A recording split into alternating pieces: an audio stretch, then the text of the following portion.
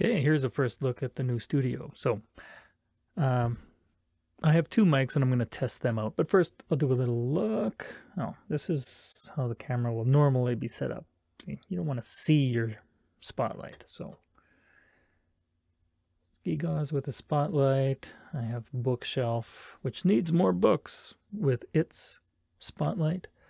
I have a halo light behind me. And there. It's pretty good. Now, I'm talking through this cardioid condenser, AT4080. It has low frequency roll off. That's what I use to record audiobooks. But I also have this 875R. It's kind of a pretty good camera mic. So I'm going to switch the audio between them. Let's see.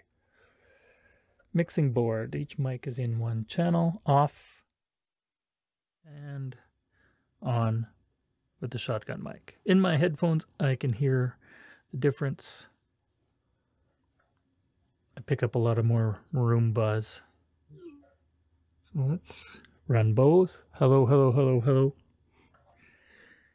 And there. So, preamp, equalizer, compressor, interface. And there's the studio. Pretty cool, eh?